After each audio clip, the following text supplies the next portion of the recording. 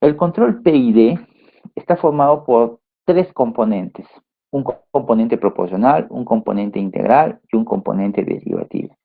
¿Siempre tienen que estar estos tres componentes? No. Usted podría tener un control que solamente tenga el componente proporcional, o sea, un control P. Usted podría tener un control que tenga el componente proporcional y el componente integral. Entonces sería un control PI. O podría tener un control que tenga los tres, el proporcional, el integral y el derivativo. Sería un PID. Oiga, ¿puedo tener un control que solamente tenga el integral? No. El proporcional siempre va a estar presente en todos los casos. Es el componente base, el principal, y vamos a ver qué significa esto.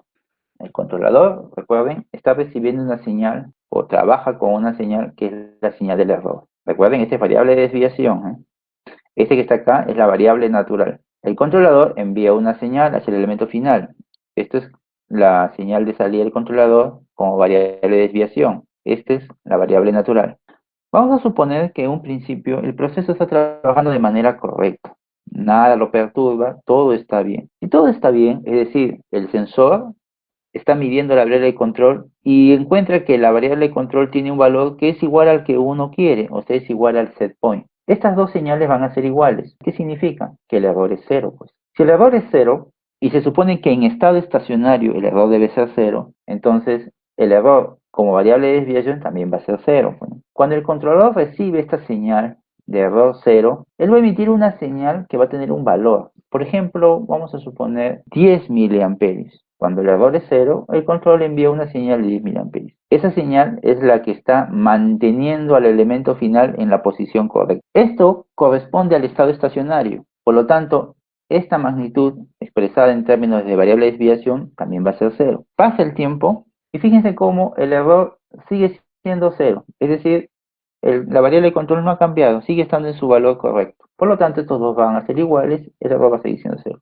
Como el error no cambia, pues tampoco tendría por qué cambiar la señal que emite el controlador. El controlador sigue enviando su misma señal. A eso le llamamos M bar, que es la señal de salida del controlador en estado estacionario. ¿Qué pasa con las variables de desviación? Pues son cero. ¿Por qué? Porque este valor menos el valor en estado estacionario, que es el mismo, pues es cero. Y así vamos a suponer que continúa. Sigue avanzando el tiempo, la variable de control no cambia, el error sigue siendo cero, la señal que emite el controlador sigue siendo la misma M barra, eso no cambia.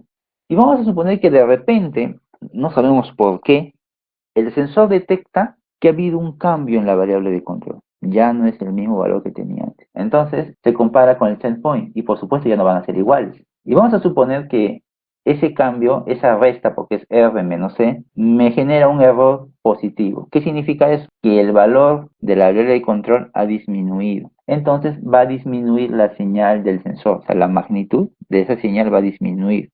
Y si eso disminuye, la resta va a ser positiva. Por lo tanto, empiezo a tener un error que ya no es cero. Ahora tengo un error positivo. Este error va a hacer que el controlador tome alguna acción. ¿Cuál es la acción que va a tomar el controlador? Lo que importa aquí, más que el error, es este cambio que ha habido. Claro, como este valor es cero, pues este delta del error sigue siendo igual al error, pues, ¿no? Porque total, estamos restando con cero, no hay mayor diferencia. Pero lo que interesa aquí es ese delta, este cambio en el error. Internamente, esta variación se multiplica por una constante, que le vamos a llamar K sub C. Esa K significa ganancia, la C significa controlador.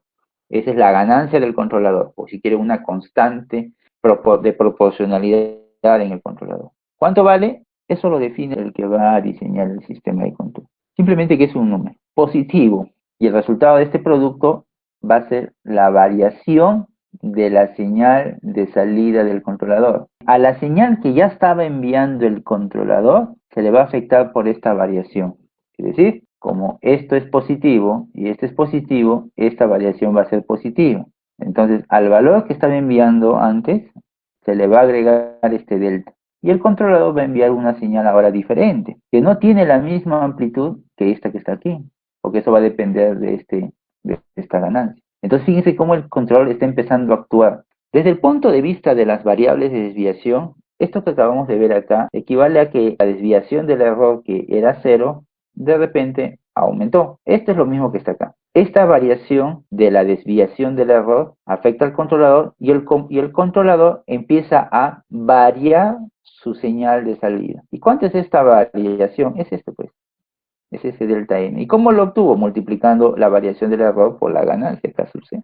Entonces, el controlador espera que haciendo este cambio, el proceso regrese a su punto de control. Es decir, la variable de control regresa al valor que debería tener. Uno esperaría eso. ¿Y cómo no vamos a dar cuenta que ha ocurrido eso? Porque el sensor lo va a medir. Si este cambio no fue suficiente, pues la variable de control no va a regresar a su punto de control. Vamos a suponer que la variable no se ha controlado, es decir, no ha regresado a su punto de consigna. El sensor detecta que la variable de control no ha retornado a su punto de consigna, lo compara con el set point, no van a ser iguales, se va a tener un nuevo error. Y vamos a suponer que este nuevo error es este. Bien, ha aumentado, ¿eh? Recuerden, inicialmente el error era acá, y bien, primero aumentó aquí, ahora aumentó más. Es como que esto no fue suficiente. El error aumentó más.